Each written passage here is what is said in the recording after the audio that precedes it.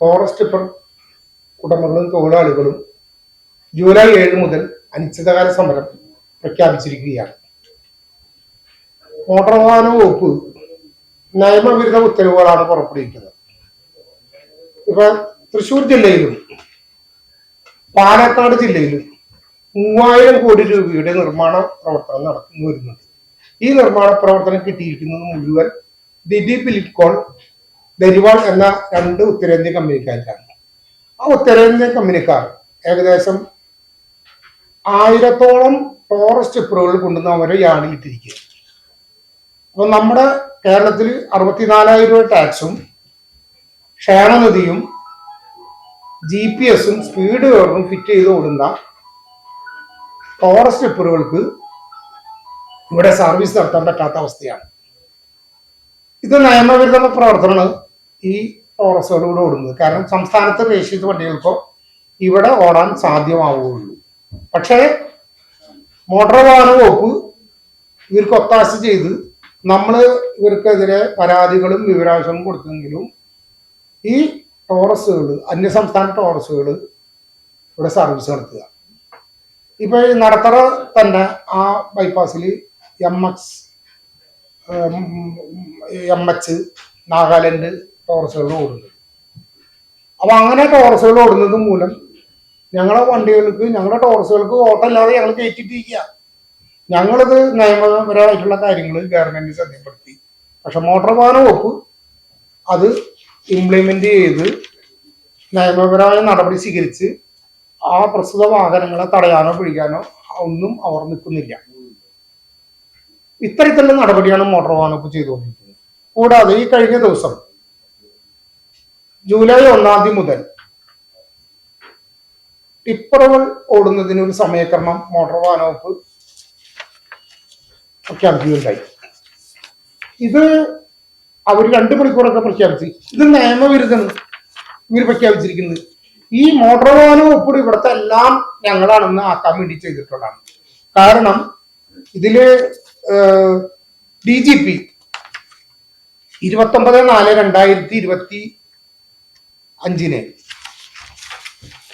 DGP, കാരണം ഈ സംസ്ഥാനത്ത് ടോറസ് ടിപ്പറുകൾ ഓരോ ജില്ലയിലും പല പല സമയക്രമങ്ങളായപ്പോൾ അതിന്റെ ബുദ്ധിമുട്ട് സർക്കാരിന് മനസ്സിലാക്കിയതിന്റെ അടിസ്ഥാനം സർക്കാർ ഈ ലെറ്ററിലെല്ലാം 29 പൊതുവിദ്യാഭ്യാസ വകുപ്പിനോടും തൊഴിൽ വകുപ്പിനോടും ഇത് സംബന്ധിച്ച റിപ്പോർട്ട് ആവശ്യപ്പെട്ട് അതിന്റെ അടിസ്ഥാനത്തിൽ 29/4/2025 കാലത്ത് 9 മണി മുതൽ 10 മണി വരെയും വൈകിട്ട് 4 മുതൽ 5 വരെയും എന്ന സമയക്രമം സംസ്ഥാന സർക്കാർ പ്രഖ്യാപിച്ചു. പക്ഷെ എന്നാലും മോട്ടോർ വാഹന വകുപ്പ് ഈ സമയത്തെ അംഗീകരിക്കാതെ ഫേസ്ബുക്കിലും മറ്റുള്ള ഇതിലും പ്രസിദ്ധീകരണം കൊടുത്ത് തെറ്റായ വിവരങ്ങൾ കൊടുത്തപ്പോൾ ഞങ്ങൾ വീണ്ടും അത് DGPയെ സമീപിച്ച് 2/12 DGPയെ സമീപിച്ച് കൊടുത്തപ്പോൾ DGP വീണ്ടും നമുക്ക് സംഘടനാപരമായിട്ട് കത്ത് വന്നു. ഈ 9 തൊട്ട് 10 വരെയാണെന്നും 4 മണി മുതൽ 5 മണി വരെയാണെന്നും പറഞ്ഞു. ഈ സ്കൂള് തുറക്കുന്ന ദിവസം ഇവര് ചില പത്രമാധ്യമങ്ങളിലും ചാനലിലൂടെയും ഇതാണ് സ്കൂൾ ടൈം എന്ന് പറഞ്ഞിട്ട് ഇവർ പ്രഖ്യാപിച്ചിരിക്കുക. ഇത്തരത്തില് നിയമവിരുദ്ധ പ്രവർത്തനങ്ങളും നിയമവിരുദ്ധ ഉത്തരവുകളുമാണ് ഈ മോട്ടോർ വാഹന വകുപ്പ് പ്രവർത്തിക്കുന്നത്. കാരണം ഇതിന്റെ പിന്നിലൊക്കെ വലിയ അഴിമതിയും അതുകൂടാതെ പ്രസ്ഥാനത്തെ നശിപ്പിക്കുക, എവിടത്തുള്ള ഏത് പ്രസ്ഥാനത്തെയും നശിപ്പിക്കുക എന്ന ലക്ഷ്യം ഇവർക്കുള്ളതല്ലാതെ പിന്നെ ഈ DGP ഇത്തരത്തിൽ ഉത്തരവിറക്കിയാൽ പിന്നെ ആ ഉത്തരവിന് വിരുദ്ധമായിട്ട് ഇവർക്ക് എന്ത് കാര്യം? ഇവിടെ ലോ ആൻഡ് ഓർഡർ കൈകാര്യം ചെയ്യുന്ന പോലീസ് പറയുന്നത് ഇങ്ങനെയെന്ന് പറഞ്ഞാൽ മോട്ടോർ വാഹന വകുപ്പ് ലോ ആൻഡ് ഓർഡർ കൈകാര്യം ചെയ്യുന്നില്ല. ഇവരെന്ത് കാര്യം ഇത് പറയുന്നത്? അപ്പൊ ഇവര് ഇവിടെ വർഷങ്ങളായിട്ട് എല്ലാ നിയമവിരുദ്ധ ഉത്തരവുകളും നടത്തി ഇവരാണ് ഇവിടെ കേരളത്തില് ഞങ്ങൾ ഇവിടുത്തെ രാജാക്കന്മാരെന്ന് പറയുന്ന അവസ്ഥ ഇവിടെ നടന്നുകൊണ്ടിരിക്കുന്നത്. അത് ചൂണ്ടിക്കാണിക്കാനാണ് ഞങ്ങൾ ഇതിന്റെ തെളിവടക്കുന്നത്. ഞങ്ങളെ സംബന്ധിച്ച് ട്രാൻസ്പോർട്ട് മന്ത്രിക്ക് പുറത്തെ പരാതിയുടെ കോപ്പിയുണ്ട്, പിന്നെ DGP ഉത്തരവുണ്ട്, മോട്ടോർ വാഹന വകുപ്പ് ഇങ്ങനെ ഒരു ഉത്തരവിട്ടുണ്ട്. ഇങ്ങനെ ഇട്ടിട്ടുണ്ടെങ്കിൽ ഉത്തരവ് നിയമപരമായിട്ടൊരു ഉത്തരവ് വേണം. അല്ലാണ്ട് 4/6 എന്ന് പറഞ്ഞാല് ഇവര് എഴുതി കൊടുക്കുന്നതല്ല. ഇവരിപ്പോ 4/6 എന്നൊക്കെ പറഞ്ഞിട്ടുണ്ട് ഓരോ ജില്ലയിലും. അത് എവിടെ ഉത്തരവ്? നിയമ സാധ്യത ഉണ്ടേനി. ഒരു നിയമ സാധ്യത ഇല്ലാതെ ഇവർ ഇത്രയും നാള് ഇതിനു മുമ്പ് ഉള്ള ആ പ്രവർത്തനം അവർ കാഴ്ചവെക്കുന്നത്. അതുകൊണ്ട് പുതിയ സർക്കാരിന് ഞങ്ങൾക്ക് വിശ്വാസമുണ്ട് ഇതിലുള്ള ഒരു മാറ്റം വരുന്നുള്ളത്. പിന്നെ ഈ വേറെ കാര്യം വെച്ചാൽ ഇപ്പൊ 8 രൂപയോളം ഡീസലിന് വില കൂടി, 8 കൂടുതൽ കൂടിയുണ്ട്, 9ഓളം ആയിട്ടുണ്ട്. ഞങ്ങള് വാടക ഇനത്തിൽ ഇന്ന് വരെ ഞങ്ങൾക്ക് വാടക ഒന്നും കൂട്ടി കിട്ടിയിട്ടില്ല. വലിയ പ്രതിസന്ധിയിലാണ് ഇപ്പൊ ഞങ്ങളുടെ വ്യവസായം പോകുന്നത്. ഓവർലോഡെന്ന് പറഞ്ഞിട്ട് മോട്ടോർ വാഹന വകുപ്പ് പിടിച്ച് ഡ്രൈവർമാരുടെ ലൈസൻസ് സസ്പെൻഡ് ചെയ്യണ്, വലിയ സംഖ്യ പിഴ എടുപ്പിക്കുന്നത്. ഞങ്ങൾ ഈ അധികഭാരം കയറ്റാൻ ഞങ്ങൾ തയ്യാറല്ല. ഞങ്ങൾ ഗവൺമെന്റിലേക്ക് കൊടുത്തിട്ട് ഗവൺമെന്റ് ഹൈക്കോടതിയിൽ പോയി ഉത്തരവിട്ടിട്ട് പറഞ്ഞു എല്ലാ ബ്രിഡ്ജ് സ്ഥാപിക്കണം, എല്ലാ കോറികളിലും ചരക്ക് കയറ്റി കൊടുക്കുന്ന എല്ലാ സ്ഥാപനങ്ങളിലും ബ്രിഡ്ജ് സ്ഥാപിക്കണം എന്ന് പറഞ്ഞു. ഈ ബ്രിഡ്ജ് സ്ഥാപിക്കണം എന്ന് പറഞ്ഞിട്ട് അത് ഇന്ന് വരും ബ്രിഡ്ജ് സ്ഥാപിക്കുന്നില്ല. ബ്രിഡ്ജ് സ്ഥാപിച്ചു കഴിഞ്ഞാൽ ഡ്രൈവർക്ക് അറിയാൻ പറ്റൂല്ലോ ഇതിൽ എത്ര തൂക്കം കയറ്റുന്നുള്ളത്. ബ്രിഡ്ജ് സ്ഥാപിക്കുന്നതിനുള്ള നടപടി ഗവൺമെന്റ് എടുക്കുന്നില്ല. അല്ലാതെ ഞങ്ങൾ ഇത് കയറ്റാനോ ഓവർലോഡ് കയറ്റാനോ ഞങ്ങൾക്ക് താല്പര്യമില്ല. കാരണം ഞങ്ങൾക്ക് പേലോഡ് കയറ്റി കഴിഞ്ഞാല് ഇപ്പൊ കൊണ്ടുപോകുന്നത് ഒരു ട്രിപ്പിന് കൊണ്ടുപോകും, 2 ട്രിപ്പ് പോകും. അപ്പൊ ഞങ്ങൾക്ക് ട്രിപ്പ് കൂടുതലാണ് കിട്ടുക, ഞങ്ങൾക്ക് ലാഭം ഇതിലുണ്ടാവുക. പക്ഷെ സർക്കാർ അതിനുള്ള ഈ കോറി മാഫിയകൾക്ക് ഒത്താശ ചെയ്ത് അവർക്ക് ഇഷ്ടത്തിന് കയറ്റി കൊടുത്ത് അവർ സർക്കാരിന്റെ GSTയും അവർക്ക് മറ്റേ സർക്കാർക്ക് കിട്ടുന്ന മറ്റു ഇതുകളൊക്കെ ഇവര് നഷ്ടപ്പെടുത്തുന്ന രീതിയിലുള്ള പ്രവർത്തനങ്ങൾ നടത്തുന്നത്. അപ്പൊ ഞങ്ങൾക്ക് ഇപ്പോഴത്തെ കണ്ടീഷനിൽ ഒരു തരത്തിലും പിടിച്ചേക്കാൻ പറ്റുന്നില്ല. ഞങ്ങളുടെ വണ്ടികളൊക്കെ കയറി കിടക്കുന്നു. അതുകൊണ്ട് ഞങ്ങൾ ജൂലൈ 7-ാം തീയതി തൊട്ട് ഞങ്ങൾ അനിശ്ചിതകാല സമരം ഇതിന് സർക്കാരിന് നോട്ടീസ് കൊടുത്തിട്ടുണ്ട്. സർക്കാർ ഞങ്ങളെ ഏതെങ്കിലും ചർച്ചയ്ക്ക് വിളിക്കുന്നുള്ള പ്രതീക്ഷ ഞങ്ങൾക്ക് ഉണ്ട്. അതല്ലേ ഞങ്ങൾ ജൂലൈ 7 വരെ കൊടുത്തിരിക്കുന്നത്.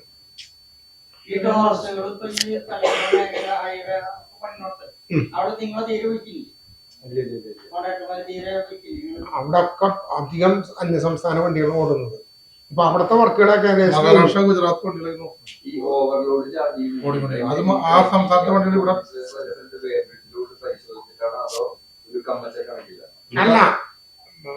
അത് ചില മോട്ടോർ വെഹിക്കിൾ ഇൻസ്പെക്ടർമാര് ഇതിൽ ഓവർലോഡ് ഉണ്ടെന്ന് പറഞ്ഞ് ഒരു 20,000 രൂപ ചലാൻ അടിച്ചു വിടണം. തൂക്കം നോക്കണമൊന്നുമില്ല, തൂക്കം നോക്ക ഒന്നുമില്ല. ഇപ്പൊ ചലാൻ ഇവര് ഇത് വന്നപ്പോ ഇതിൽ വെറുതെ അടിച്ചാൽ മതി, വണ്ടി തടയില്ല, പോയില്ല, റോട്ടിൽ നിന്ന ഇല്ല ഇല്ല ഇല്ല ഇല്ല. ആ മോട്ടോർ വെഹിക്കിൾ ഇൻസ്പെക്ടർ പറയുന്നത് ഇതിൽ ഓവർലോഡ് ഉണ്ടെന്ന് ഞാൻ അനുമാനിക്കുന്നു. ഇതാര് ചോദ്യം ചെയ്യണത്? ഞങ്ങൾ എന്ത് ചെയ്യും? എന്താ ഇതിന്റെ വ്യത്യാസം എന്ന് വെച്ചാല് വലിയ വലിയ കമ്പനിക്കാരുണ്ട് ഇവിടെ, ഈ കോറികള് തന്നെ PJ അങ്ങനെ ചില വലിയ കമ്പനിക്കാരുണ്ട്. അവര് ഒറ്റ വാഹനങ്ങൾ അവരെ വാഹനങ്ങൾ പരിശോധിക്കുന്നില്ല. അവര് ഈ സാധാരണ ബോഡി ഓൾട്രേഷൻ നടത്തി ബോഡി ഉയരം കൂട്ടി അവര് വളരെയധികം അധികഭാരം കയറ്റി പോവാ. പക്ഷെ അവരെ വണ്ടികളൊന്നും പരിശോധിക്കുന്നില്ല. ഞങ്ങൾ മാസപ്പടി ഒന്നും കൊടുക്കാണ്ട് ഇതിനെ വെല്ലുവിളിച്ച് നിൽക്കുന്ന ഇതാണ്. നമ്മുടെ വണ്ടികൾ പിടിക്കുക, ചാർജ് ചെയ്യുക, വലിയ പിഴ അടപ്പിക്കുക. ഞങ്ങൾ ആരോട് പറയും? അപ്പൊ ഇത്തരത്തിലുള്ള അവസ്ഥയിൽ സമയക്രമം ഗവൺമെന്റ് ഏറ്റ് ഉത്തരവായിട്ടുണ്ടല്ലോ 29-4.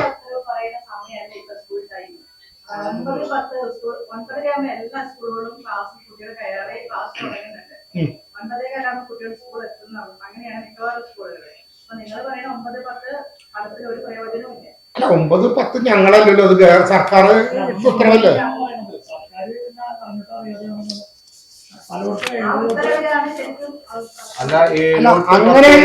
അങ്ങനെ എന്തെങ്കിലും ഉത്തരവ് അപാകത ഉണ്ടെങ്കിൽ ഇപ്പൊ ഓരോ സ്കൂള് ഇവിടെ ചില സ്കൂള് 8:30 സ്റ്റാർട്ട് ചെയ്യുന്നുണ്ട്, 7 അങ്ങനെയാണെങ്കിൽ ഒരു കാര്യം ചെയ്തോട്ടെ. അല്ല അങ്ങനെ 17/4/2025 നമ്മുടെ വിദ്യാഭ്യാസ വകുപ്പ് മന്ത്രിയുടെ ലെറ്റർ കിട്ടിയതിന് ശേഷമാണ് ഈ ഉത്തരവ് ഉണ്ടാക്കിയിരിക്കുന്നത്. 17 അതിന്റെ ആ തന്നതിലുണ്ട് 17/4/2025 വിദ്യാഭ്യാസ വകുപ്പിന്റെ അനുമതി കിട്ടിയിട്ടാണ് ഈ ഉത്തരവ് ഇറക്കിയിരിക്കുന്നത്.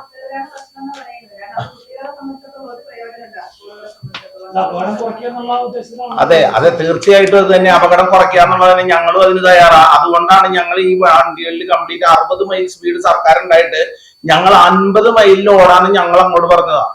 ഞങ്ങൾ ഒരു നിർദ്ദേശം കൊടുത്തതാണ്. ഞങ്ങൾക്ക് വന്നപ്പോ ഞങ്ങൾക്ക് 60 മൈൽ വേണ്ട, 50 മൈൽ സ്പീഡിൽ ഞങ്ങൾ ഓടിക്കോളാം വണ്ടി. ഈ സമയം ഏകീകരിക്കുന്നതിന്റെ കാരണം കണ്ണൂർ 2 മണിക്കൂറും തൊട്ടടുത്ത ജില്ലയിൽ കോഴിക്കോട് 1 മണിക്കൂറുമാണ്. അപ്പൊ ഈ കോഴിക്കോടത്തെ കണ്ണൂരത്തെ 2 മണിക്കൂർ കഴിഞ്ഞിട്ട് വരുമ്പോ കോഴിക്കോട് തുടങ്ങിയിട്ടേ ഉണ്ടാവുള്ളൂ. ചിലർക്ക് 4:30 അവസാനിക്കുന്നു, ചിലർക്ക് 4 മണി തൊട്ട് 5 മണി വരെ. അപ്പൊ എറണാകുളത്ത് നിന്ന് വന്ന വണ്ടി നമ്മുടെ അപ്പോളോ എത്തുമ്പോ 4:30 ആയിട്ടേ ഉള്ളൂ. പക്ഷെ തൃശ്ശൂർ ജില്ലയിൽ 5 മണി. അപ്പൊ ആ വണ്ടിക്കാരൻ എത്രയും പ്രത്യക്ഷത്തിൽ 1.5 മണിക്കൂറേ ഉള്ളൂ, പക്ഷെ അവൻ 2 മണിക്കൂറായി.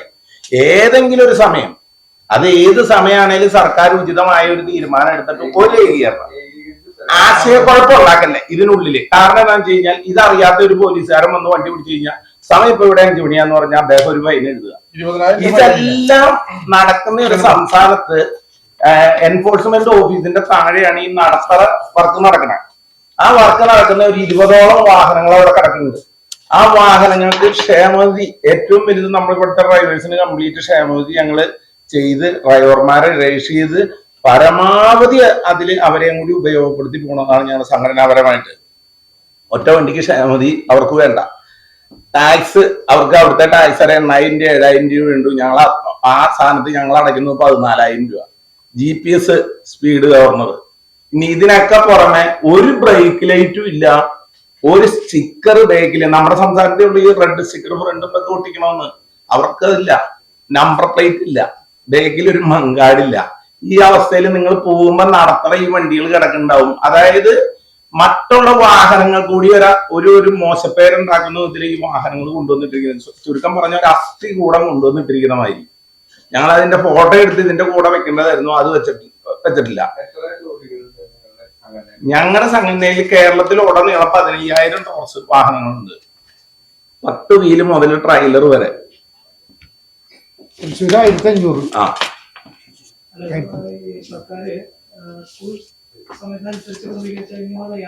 അല്ല, സർക്കാർ 29/4/2025 8 തൊട്ട് 9 മണി വരെ 8 തൊട്ട് 9 മണി വരെ ഒരു ടൈം മതി.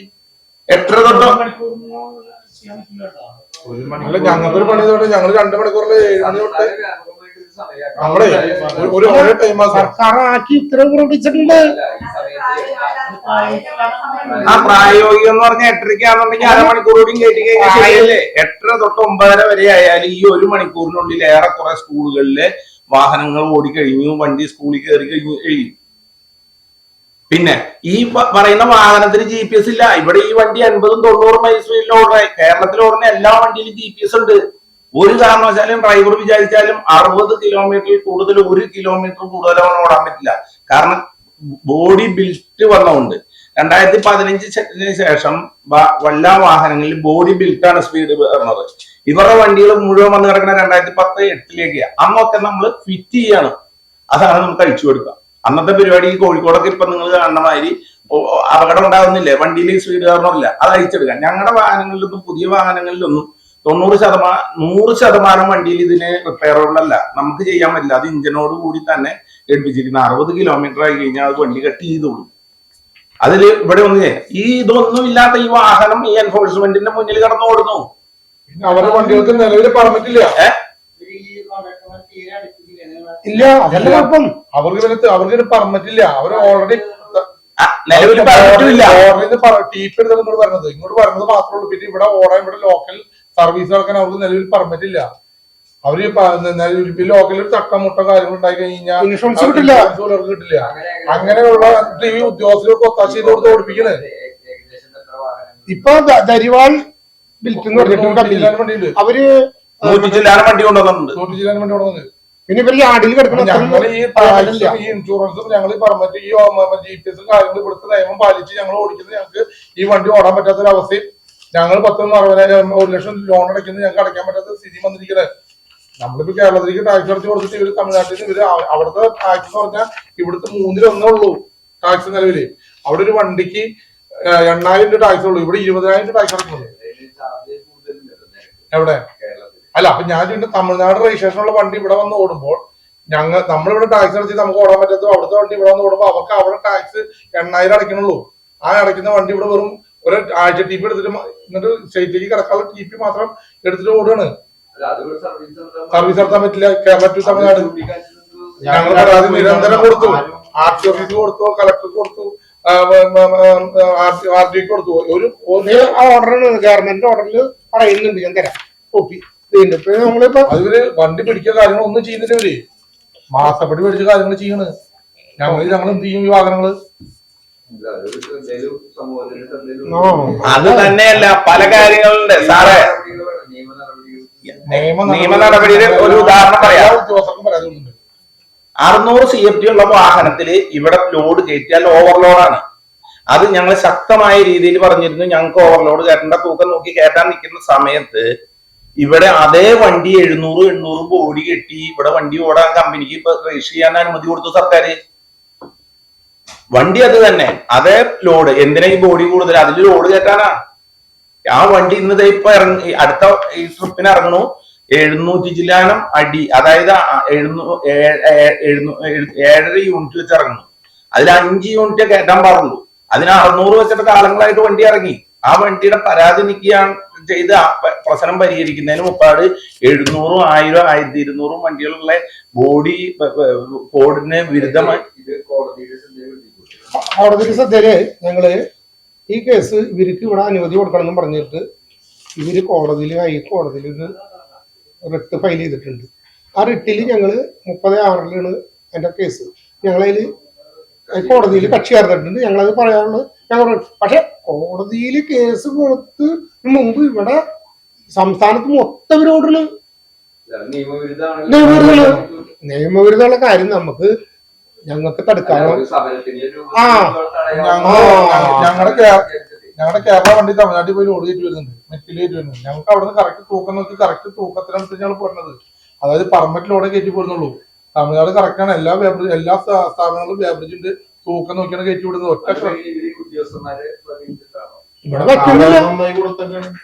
ഇവിടെ ഉദ്യോഗസ്ഥരെ സ്വാധീനിച്ചിട്ട് ഇവിടെ എന്താ വെച്ചിട്ടുണ്ടെങ്കിൽ ഇതിലെ കുഴപ്പമെന്നുണ്ടെങ്കിൽ ഒരു കോടിക്ക് ഒരു മാസം എക്സാമ്പിളായിട്ട് 1000 ടണ്ണ് പൊട്ടിക്കാനുള്ള ഇതുണ്ടെങ്കിൽ ഇവരെ എങ്ങനെയാന്ന് വെച്ചിട്ടുണ്ടെങ്കിൽ നമ്മുടെ 14 ടണ്ണ് വെച്ചിട്ട് ഒരു വണ്ടിക്ക് എഴുതിയോണ്ട് കൊടുക്കുള്ളൂ. പാസിംഗ് എഴുതി കൊടുക്കുള്ളൂ. കയറ്റി കൊടുക്കുന്നത് 28-30. അപ്പൊ ഈ 14 വെച്ചിട്ട് 30, 16 ടൺ വിത്തൗട്ടായി. റോയൽറ്റി സർക്കാരിന് നഷ്ടമായി, GST നഷ്ടമായി. 16 ടൺ ഇവർക്ക് കൂടുതൽ പൊട്ടിക്കാനും വിൽക്കാനും പറ്റും.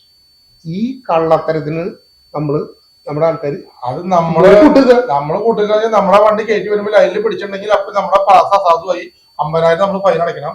അല്ലെങ്കിൽ ജിയോളജി പോലീസ് വണ്ടി പിടിച്ച് ടാക്സിലിടും.